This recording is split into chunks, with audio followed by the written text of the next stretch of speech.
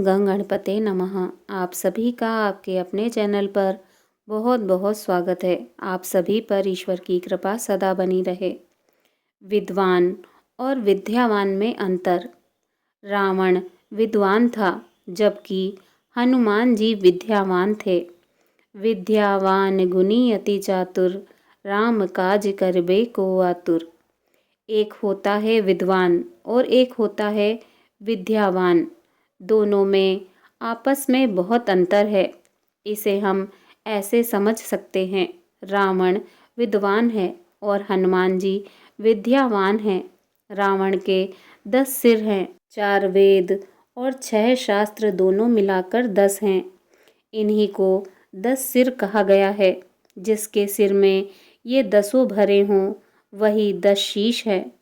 रावण वास्तव में विद्वान है, लेकिन विडंबना क्या है, सीता जी का हरण करके ले आया। कई बार विद्वान लोग अपनी विद्वता के कारण दूसरों को शांति से नहीं रहने देते।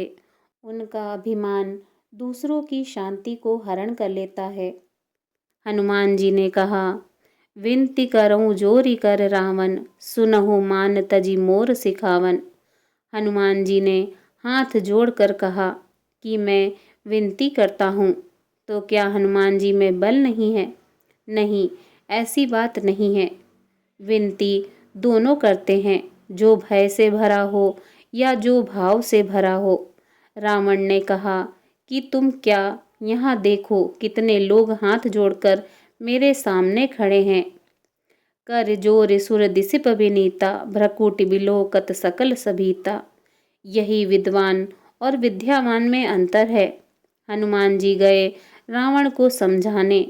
यही विद्वान और विद्यावान का मिलन है। रावण के दरबार में देवता और दिक्पाल भय से हाथ जोड़े खड़े हैं और भ्रकुटी की ओर देख रहे हैं, परंतु हनुमान जी भय से हाथ जोड़कर नहीं खड़े। रावण ने कहा कि धो श्रवण सुने ही नहीं मोही, देखियूं अति असंख सठ तोई। रावण ने कहा, तुमने मेरे बारे में सुना नहीं, तू बहुत निडर दिखता है। हनुमान जी बोले, क्या यह जरूरी है कि तुम्हारे सामने जो आए वह डरता हुआ आए? रावण बोला, देख लो, यहाँ जितने देवता और अन्य खड़े हैं, वे सब डर कर ही खड़े हैं। हनुमान जी बोले, उनके डर का कारण है, वे तुम्हारी भ्रकुटी की ओर देख रहे हैं। भ्रकुटि बिलोकत सकल सभीता, परंतु मैं भगवान श्री राम जी की भ्रकुटी की ओर देखता हूँ। रावण ने कहा, उनकी भ्रकुटी कैसी है? बोले, भ्रकुटि बिलास सृष्टि लय होई, सपनेहु संकट परे की सोई। जिनकी भ्रकुटी टेढ़ी हो जाए तो प्रलय आ जाए, और उनकी ओर देखने वाले पर स्वप्न में भी संकट नहीं आए। मैं उन श्री राम जी की भ्रकुटी की ओर देखता हूँ। रावण बोला, यह विचित्र बात है। जब राम की भ्रकुटी की ओर देखते हो तो हाथ हमारे आगे क्यों जोड़ रहे हो? विनीत करऊं जोरी कर रावण। हनुमान जी बोले, यह तुम्हारा भ्रम है। हाथ तो मैं उन्हीं को जोड़ रहा हूँ। रावण बोला, वह यहाँ कहाँ है? हनुमान जी ने कहा कि यही समझाने आया हूँ। मेरे प्रभु राम जी ने कहा था, सो अनन्य जाके असीमति न टरई हनुमंत, मैं सेवक सचराचर रूप स्वामी भगवंत। भगवान ने कहा है कि सब में मुझको देखना, इसीलिए मैं तुम्हें नहीं, तुम में भी भगवान को ही देख रहा हूँ।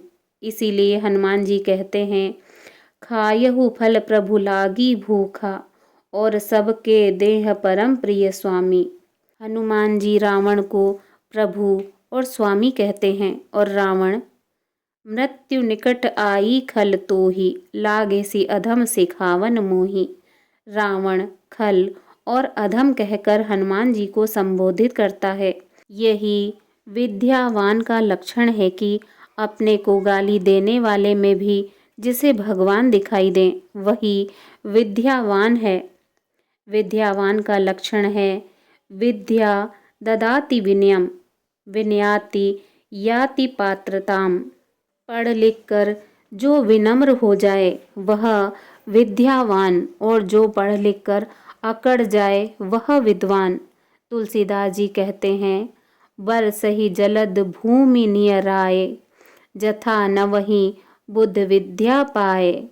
जैसे बादल जल से भरने पर नीचे आ जाते हैं, वैसे विचारवान व्यक्ति विद्या पाकर विनम्र हो जाते हैं। इसी प्रकार हनुमान जी विनम्र और रावण है विद्वान। यहाँ प्रश्न उठता है कि विद्वान कौन है?